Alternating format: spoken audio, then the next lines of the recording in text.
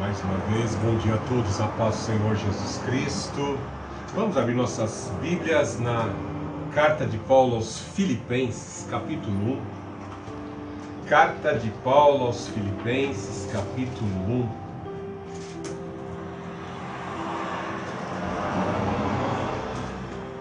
Do verso 19 em diante. Carta de Paulo aos Filipenses, capítulo 1, do verso 19 em diante.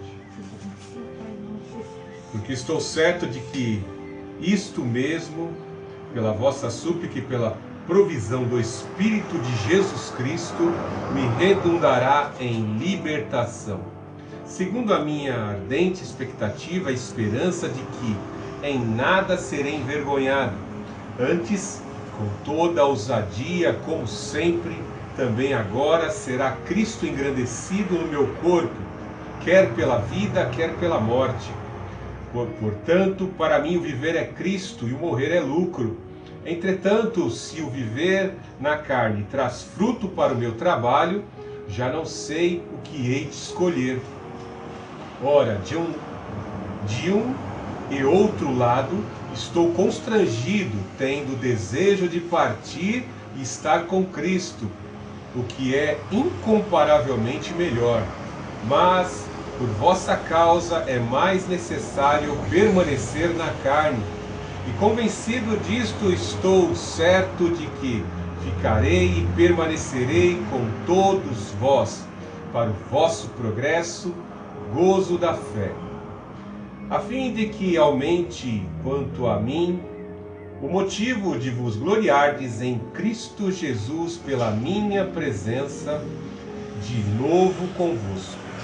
Vivei acima de tudo por modo digno do Evangelho de Cristo, para que, ou indo ver-vos, ou estando ausente, ouça no tocante a vós outros que estáis firmes em um só espírito, com uma só alma, lutando juntos pela fé evangélica, o que em nada estáis intimidados pelos adversários, pois o que é para eles prova evidente de perdição, é para vós outros de salvação, e isto da parte de Deus, porque vos foi concedida a graça de padecerdes por Cristo, e não somente de crerdes nele, pois tendes o mesmo combate que vistes em mim, e ainda agora ouvis que é o meu.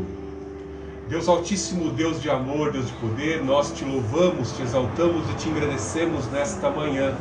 Pai Santo, eu te peço, meu Deus, usa-me como canal da tua comunicação, como pregador do Evangelho, meu Deus, com ousadia, meu Deus, como tu usaste o apóstolo Paulo na pregação expositiva.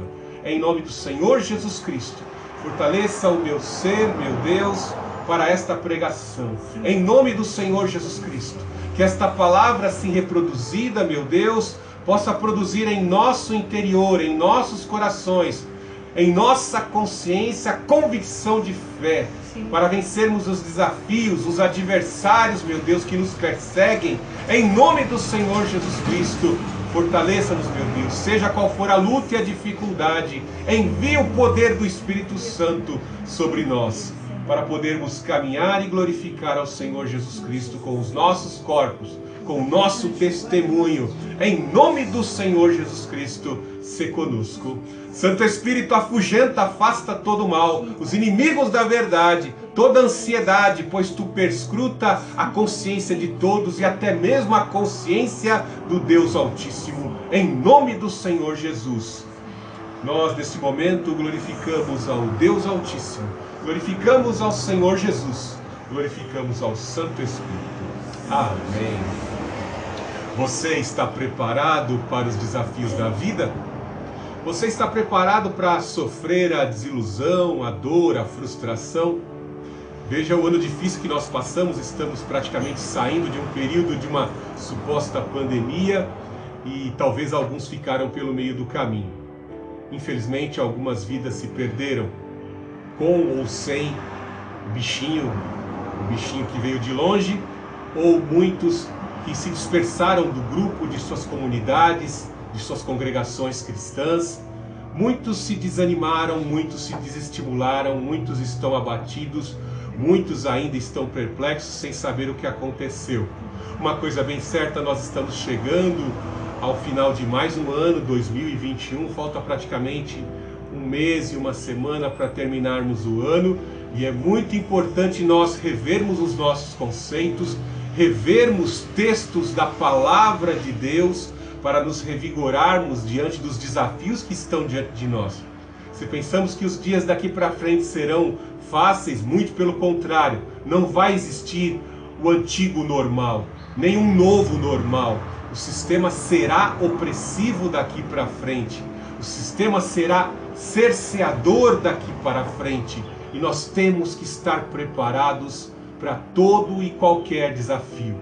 No momento em que o mundo e alguns dessa cultura secular paganizada estão aquecendo os tamborins para mais uma festa que vai se desencadear daqui a 2 meses, 3 meses aproximadamente, nós temos que rever os nossos conceitos, porque mais um golpe forte pode estar sendo preparado contra a sociedade, contra a Igreja de Cristo.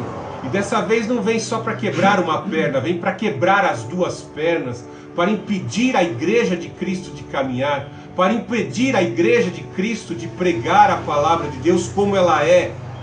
A Palavra de Deus não tem que ser novamente reescrita ou reproduzida, retraduzida para se adequar a essa cultura neopagã que foi instalada na terra. Nós temos que pregar a palavra daquele que é o mesmo ontem, hoje e será eternamente.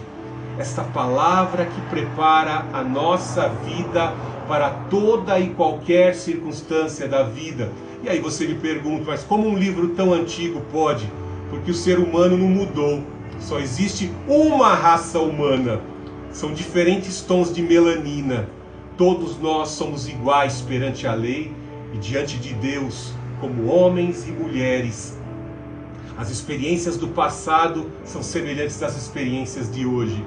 Sistemas cerceadores do passado que exterminaram nossos irmãos com a nova face, com novos RGs e novas fotos, pretendem destruir a igreja de nosso Senhor e Salvador Jesus Cristo.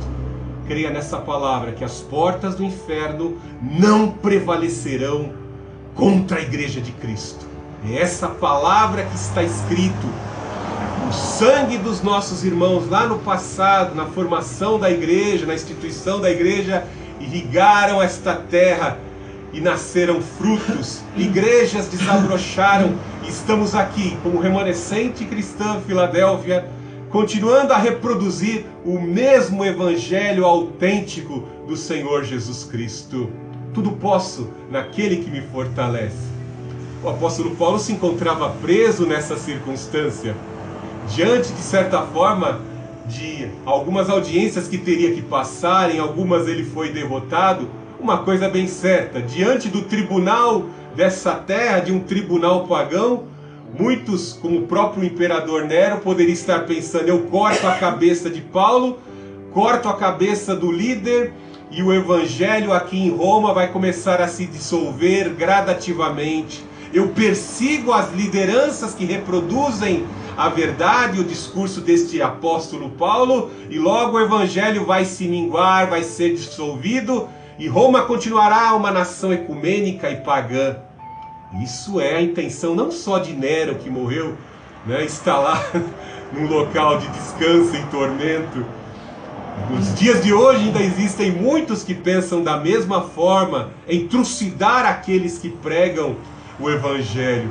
E o apóstolo Paulo vem na circunstância ao qual ele está, no contexto em qual ele está inserido, diante de julgamentos, diante da perspectiva de estar preparado para a morte. O Espírito que ressuscitou o Senhor Jesus preparava o coração do apóstolo Paulo para estar passando, até mesmo se for pela morte. Ele está ali descrevendo, ensinando, estimulando a igreja de Filipos a igreja mais caridosa, a igreja que mais contribuiu financeiramente com recursos para o apóstolo Paulo a lidar com as perseguições, a lidar com as dificuldades, a lidar com as vicissitudes da vida e a lidar com a morte. O apóstolo Paulo, de certa forma, com o seu ministério, com a sua própria vida, ele vai ensinar. Veja aqui no verso 20, 1:20, segundo a minha ardente expectativa e esperança de que em nada serei envergonhado, antes com toda a ousadia, como sempre, também agora, será Cristo engrandecido no meu corpo, quer pela vida, quer pela morte. Porque para mim o viver é Cristo e o morrer é lucro.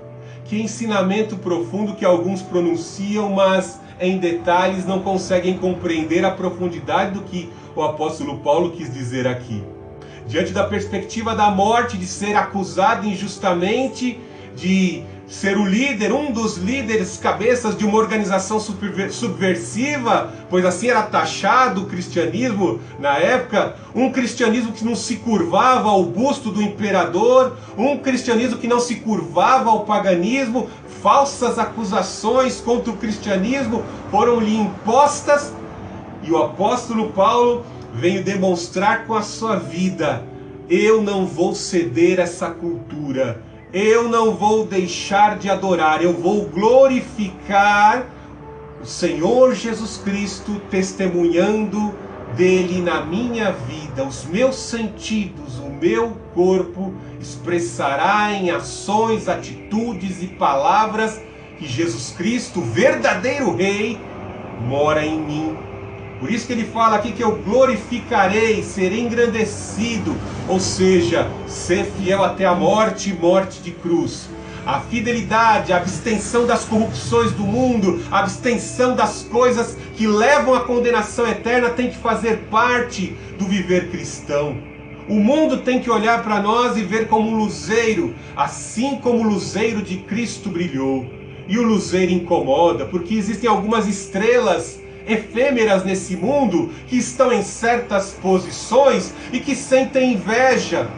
Como os fariseus olhavam para o luzeiro do Senhor Jesus Cristo, um Rabone nascido numa região pobre da Judéia, e eles sentiam inveja pensando: como pode alguém tão sábio vir de lá? Como pode alguém testemunhar mais do que nós, que conhecemos a lei? E por isso eles intentaram, conspiraram matar o Senhor Jesus Cristo. Por isso que o apóstolo Paulo fala aqui que eu vou glorificar o Senhor Jesus na minha carne. Com ousadia ele dizia: sede meus imitadores, como eu sou de Cristo Jesus.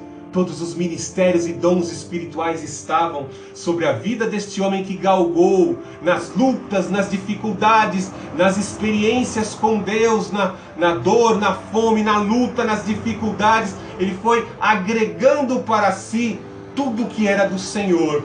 Ele foi se esvaziando do mundo nas lutas e dificuldades, se abstendo das corrupções do mundo e foi se enchendo da virtude e do poder de Deus. Quanto mais nos aproximamos de Deus, mais Deus nos revela o seu reino, mais Deus nos fortifica para fazermos a obra. Imagine que se Deus revelasse a tua vida, que você seria vaso escolhido para sofrer pela pregação do Evangelho. Você está preparado para viver vida de privação, numa época em que as pessoas fazem questão de ter para poder ser e alcançar o reconhecimento do mundo? Se a pessoa não tem posse, não é reconhecida. O cara precisa ter para poder ser alguma coisa. O cara precisa ter uma posição num órgão ou numa empresa para poder ser chamado de alguma coisa. Ele precisa colocar-se em certos degraus dessa cúpula de cultura pagã que nós vivemos para ser alguma coisa. Diante de Deus é diferente. Nós temos que descer em humilhação, como o Senhor Jesus Cristo se humilhou. É tudo que está tratado na doutrina do esvaziamento, aí no capítulo 2 dos Filipenses, que nós não vamos tratar nos dias nessa mensagem de hoje. O Filho de Deus esvaziou-se assumindo forma de servo e foi fiel até a morte, morte de cruz, o apóstolo Paulo, por seu testemunho, obediência, santificação e operação dos dons espirituais, estava preparado para sofrer sacrifício pela pregação do Evangelho. Como ele mesmo declara, já estou preparado para oferecer a minha vida como oferta de libação pela pregação do Evangelho. Veja que ele fala também nesse verso 20, quer pela vida ou quer pela morte. A morte do apóstolo Paulo em fidelidade, assim como a do Senhor Jesus Cristo, iria estimular a muitos cristãos a estarem preparados, principalmente no ano 64, quando o imperador, o anticristo daquela época, Nero, incendiou Roma, tacou fogo em Roma e colocou a culpa sobre os cristãos. E os cristãos se lembraram do apóstolo Paulo, que foi decapitado, e sentiram-se estimulados para irem ao Coliseu, serem devorados por leões, terem suas pernas cortadas por bigas, com lâminas nas rodas das bigas, serem mortos, devorados por leões, trucidados. Nero fazia suas orgias sexuais à noite, e ele colocava os cristãos com betume empalados, crucificados, e com fogo ali para iluminar o seu jardim. Que coisa terrível! Olhando para aqueles que morrem glorificando ao Senhor Jesus Cristo, a igreja primitiva estava preparada. Essa mensagem é forte e pesada, talvez seja difícil, talvez não seja nem o que você está acostumado a ouvir, porque você às vezes quer um conselho bem prático, mas esse conselho que eu estou falando aqui é bem prático para a tua vida, tá? É muito prático mesmo, porque uma coisa é certa, talvez não agora, talvez não daqui a 15 minutos, mas dentro de alguns anos você vai passar pela morte.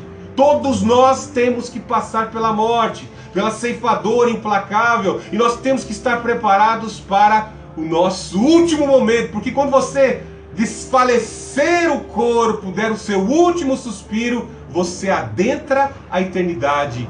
Deus criou você como alma eterna, como consciência eterna. Você tem um dia que você foi criado e dali você entrou para a eternidade. Desde o dia que você foi concebido no ventre da sua mãe, você já foi colocado na eternidade. Essa vida material e palpável que você vive é uma vida efêmera, pois você sabe que você está envelhecendo e você vai desfalecer, você vai morrer. Algo pode acometer na sua vida, no processo da sua vida. Uma bala perdida, ou uma doença, ou morrer mesmo de velhice. Você sabe que você passará pela morte. Mas veja o que o apóstolo nos ensina: porquanto para mim o viver é Cristo e o morrer é lucro. Como eu disse, o apóstolo Paulo aprendeu isso em profundidade, nas experiências da vida, enquanto muitos estão lutando para sobreviver. Muitos pensam, é muito importante eu fazer o meu 1 milhão até o final do ano, é muito importante eu fazer o meu 1 milhão no final do mês, é muito importante disputar com a concorrência, porque senão o meu negócio vai à falência. E esse entretenimento vai sendo colocado como prioridade na vida das pessoas, e as pessoas se esquecem das coisas urgentes. O tempo passa rapidamente, os cabelos brancos começam a surgir, a vista vai ficando cansada, as nossas forças vão se esvaindo, a velhice chega, o nosso cérebro começa a sofrer de algumas demências. E aí vai sendo difícil, porque protelar a decisão urgente da presença de Cristo no nosso viver, se protelarmos essa decisão da permanência do Espírito no nosso viver, nós não estaremos preparados para a morte. Veja que ele fala aqui, o viver é para Cristo. Ele se absteve das coisas do mundo, viveu em santificação, um ministério totalmente entregue à vontade de Deus, colocando sua vida diante de Deus. Ele estava preparado para morrer, e ele fala que a morte é lucro. A palavra de Deus nos diz que morte é descanso. Para aqueles que verdadeiramente morrem em Deus, morte é um descanso. É um período que o crente descansa, o cristão, os amigos de Deus, como foi Abraão, o seio de Abraão, lá estão todos lá no seio de Abraão, no paraíso.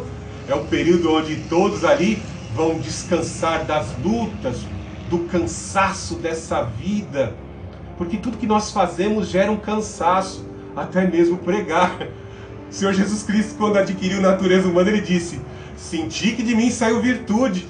Teve um momento que o Senhor Jesus Cristo coloca ali um almofadão na embarcação e vai descansar. Imagina o Senhor Jesus rouco, cansado, dormindo nas casas das pessoas que ali abriam para a hospedagem do Senhor Jesus Cristo. A obra que fazemos em Cristo Jesus, o trabalho que nós executamos para ganhar o nosso pão, tudo isso envolve cansaço. Cansaço emocional também. Às vezes você fez um casamento errado, é uma luta conviver com a pessoa. É luta, é difícil, joelhos dobrados para conquistar uma pessoa para Cristo.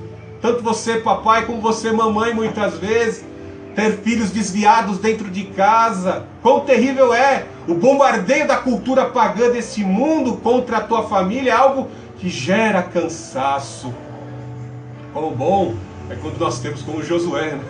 Eu e a minha casa serviremos ao Senhor, para não sermos destruídos pela cultura da terra de Canaã. Mas veja algo interessante, nós desfalecemos em Cristo Jesus, então o crente não morre, o crente descansa no Senhor.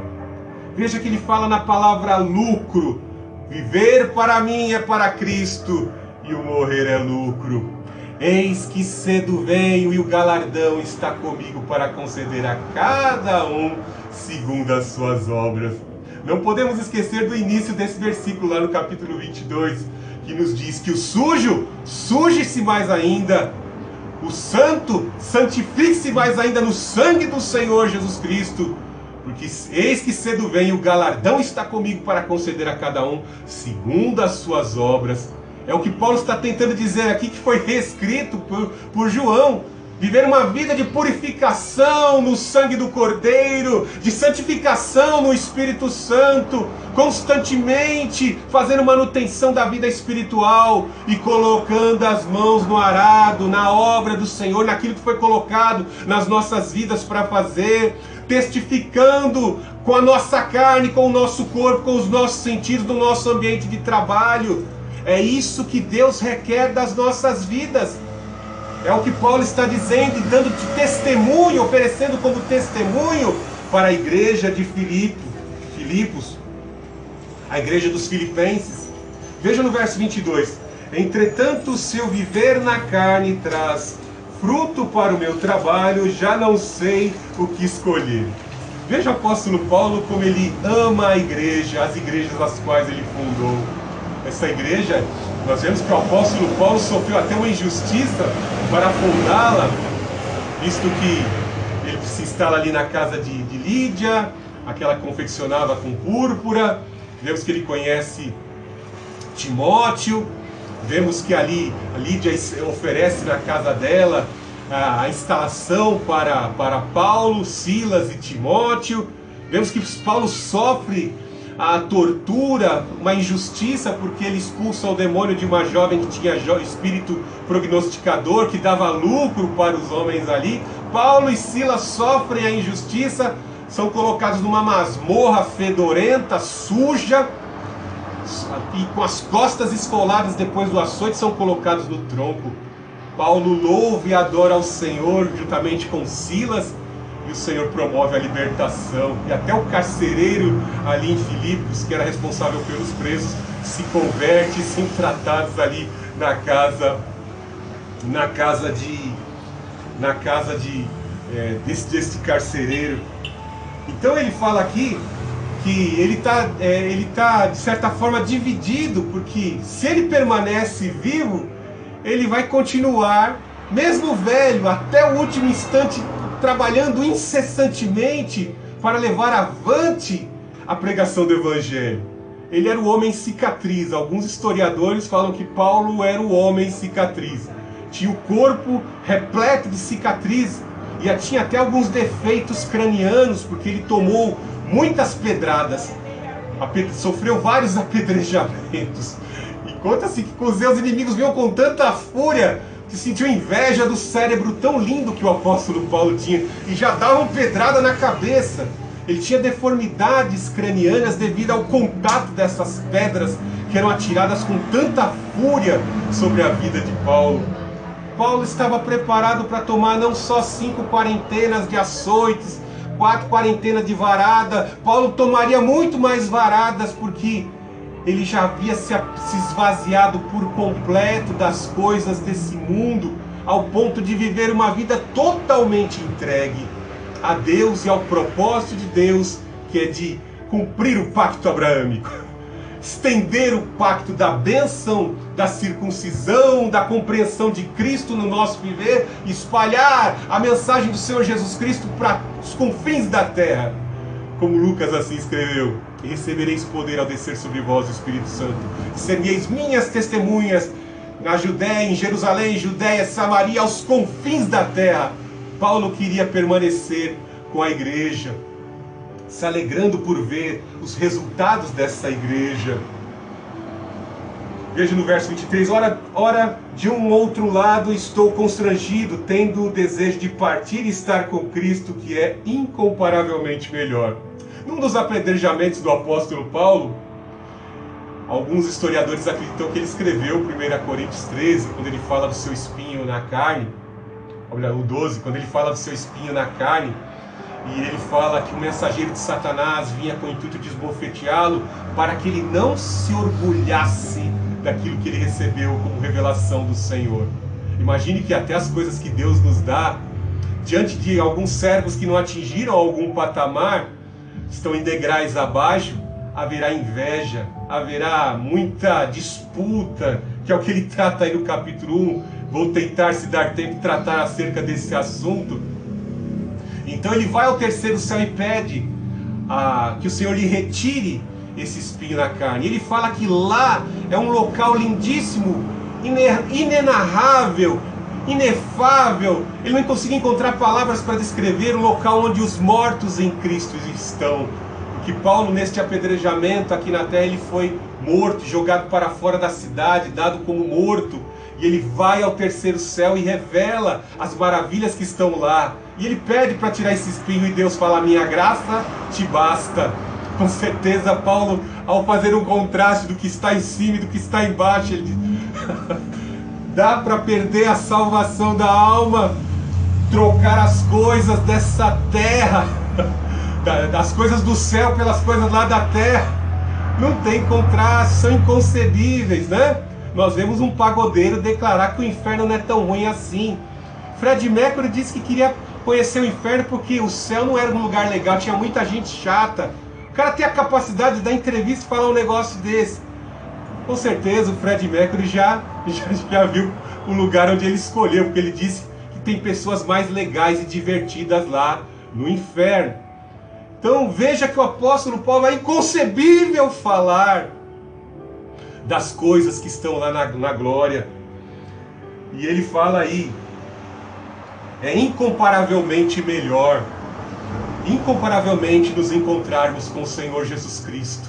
Com certeza, quando houver esse encontro com o Senhor Jesus Cristo, nós vamos, sinceramente, não lembrar mais de nada, de toda a tristeza, de toda a dor. Muito pelo contrário, a lembrança que vamos ter é de valeu a pena ser fiel, valeu a pena viver vida de santificação, valeu a pena viver vida de abstenção e santificação para glorificar o Senhor Jesus Cristo, porque é muito melhor, até mesmo nas lutas, passar glorificando a Cristo e viver eternamente com Ele, mesmo que a nossa carne seja açoitada e morta por amor ao Evangelho do Senhor Jesus Cristo.